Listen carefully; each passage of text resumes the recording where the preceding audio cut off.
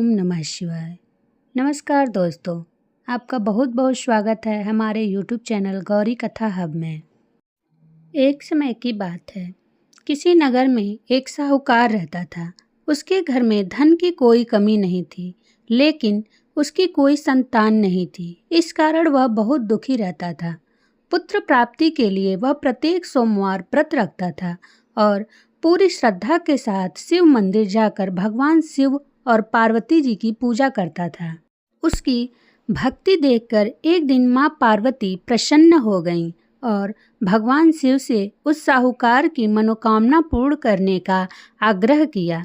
पार्वती जी की इच्छा सुनकर भगवान शिव ने कहा कि हे पार्वती, इस संसार में हर प्राणी को उसके कर्मों का फल मिलता है और जिसके भाग्य में जो हो उसे भोगना ही पड़ता है। लेकिन पार्वती जी ने साहूकार की भक्ति का मान रखने के लिए उसकी मनोकामना पूर्ण करने की इच्छा जताई। माता पार्वती के आग्रह पर शिव जी ने साहूकार को पुत्र प्राप्ति का वरदान तो दिया, लेकिन साथ ही यह भी कहा कि उसके बालक की आयु केवल 12 वर्ष होगी। माता पार्वती और भगवान शिव की बातचीत को साहूकार सुन रहा था। उसे ना तो इस बात की खुशी थी और ना ही दुख। वह पहले की भांति शिव जी की पूजा करता रहा। कुछ समय के बाद साहूकार के घर एक पुत्र का जन्म हुआ। जब वह बालक 11 वर्ष का हुआ तो उसे पढ़ने के लिए काशी भेज दिया गया। साहूकार ने पुत्र के मामा को बुलाकर उसे बहुत सारा धन दिया और कहा कि तुम इस बालक को काशी विद्या प्राप्ति के लिए ले जाओ और मार्ग में यज्ञ कराना। जहाँ भी यज्ञ कराओ वहाँ ब्राह्मणों को भोजन कराते और दक्षिणा देते हुए जाना।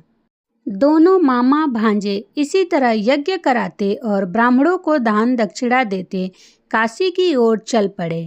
रात में एक नगर पड़ा जहाँ नगर के राजा की कन्या का विवाह था, लेकिन जिस राजकुमार से उसका विवाह होने वाला था वह एक आंख से काना था। राजकुमार के पिता ने अपने पुत्र के काना होने की बात को छुपाने के लिए एक चाल सोची।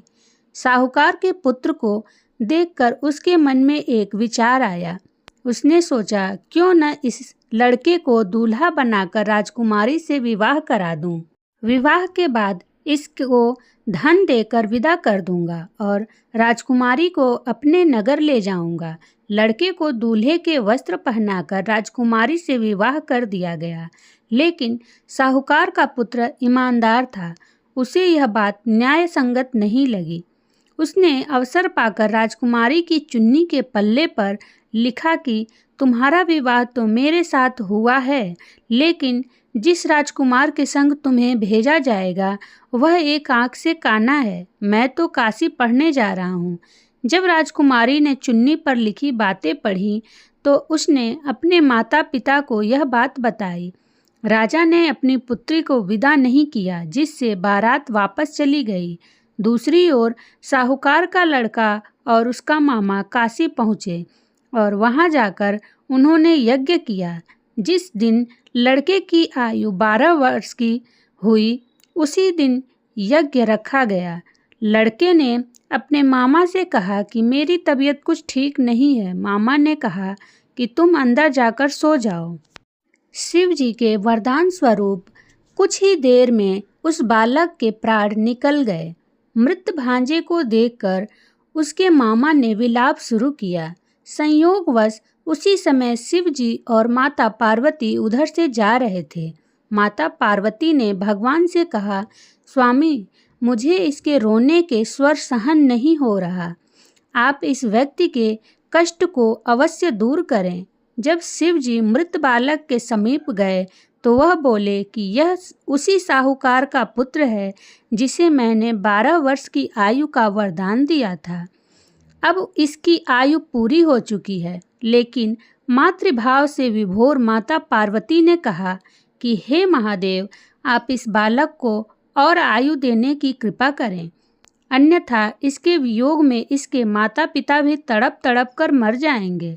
माता पार्वती के आग्रह पर भगवान शिव ने उसी लड़के को जीवित होने का वरदान दिया। शिव जी की कृपा से वह लड़का जीवित हो गया। शिक्षा समाप्त करके लड़का मामा के साथ अपने नगर की ओर चल दिया। दोनों चलते हुए उसी नगर में पहुँचे जहाँ उसका विवाह हुआ था। उस नगर में भी उन्होंने यज्ञ का आयोजन किया। उस लड़के के ससुर ने उसे पहचान लिया और महल में ले जाकर उसकी खातिरदारी की और अपनी पुत्री को विदा किया। इधर साहूकार और उसकी पत्नी भूखे प्यासे रहकर बेटे की प्रतीक्षा कर रहे थे। उन्होंने प्रण कर रखा था कि यदि उन्हें अपने बेटे की मृत्यु का समाचार मिला तो वह भी प्राण त्याग देंगे, परंतु अपने बेटे के जीवित होने का समाचार पाकर वह बेहद प्रसन्न हुए। उसी रात भगवान शिव ने व्यापारी के स्वप्न में आकर कहा, हे श्रेष्ठी, मैंने तेरे सोमवार के व्रत करने और व्रत कथा सुनने से प्रसन्न होकर तेरे पुत्र को लंबी आयु प्रदान की है। इसी प्रकार जो कोई सोमवार व्रत करता है या कथा सुनता है और पढ़ता है, उसे सभी दुख दूर होते हैं और समस्त मनोकामनाएं पूर्ण होती हैं। हर हर महादेव।